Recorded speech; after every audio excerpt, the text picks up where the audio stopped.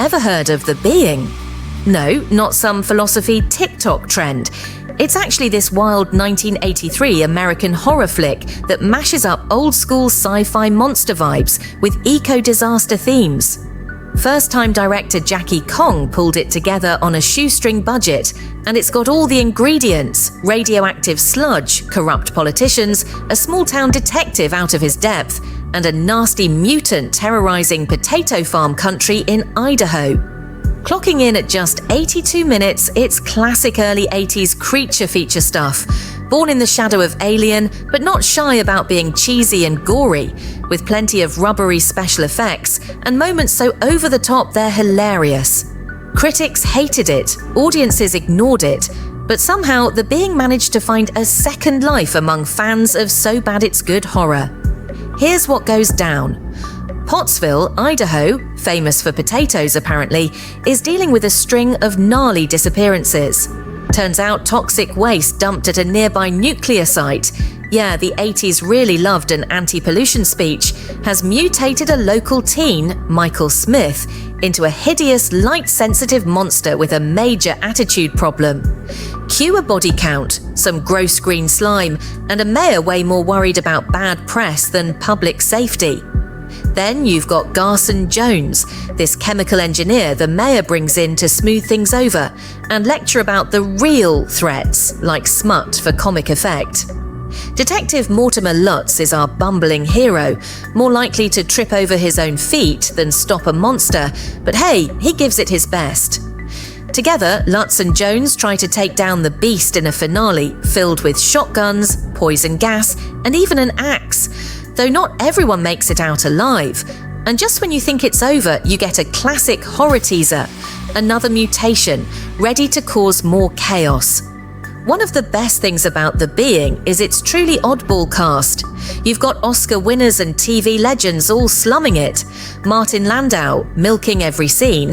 José Ferrer as the oily mayor. Dorothy Malone as a grieving mum.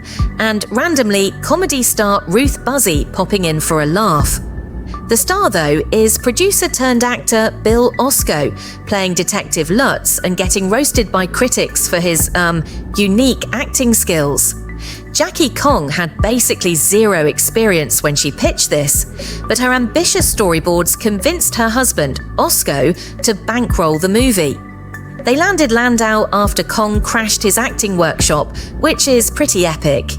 Shot mostly around LA, pretending to be Idaho, the movie looks gloriously 80s. The score is all synth, effects range from cool to laugh out loud, and there's Easter Sunday tie-in stuff everywhere because that was the original title after years in distribution limbo.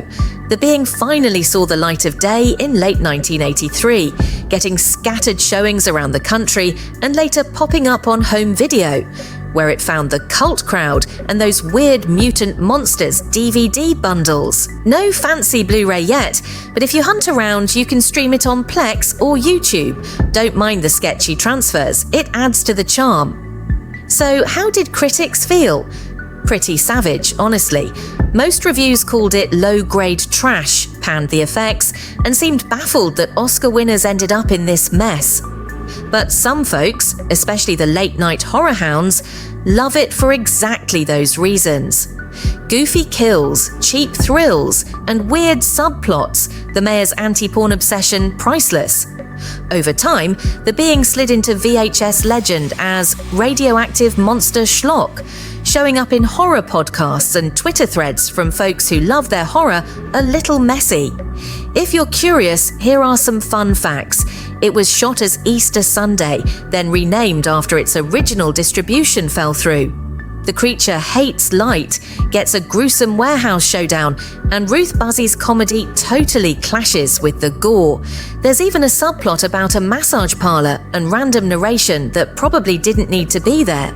And if you spot a Mutant Monsters triple feature DVD, grab it for Max Mutant Mayhem. Long story short, if you're craving gooey, mutant on the loose fun and don't mind a struggling script or the occasional wooden performance, give The Being a spin. It's the perfect late-night laugh for horror nerds and trash cinema fans alike.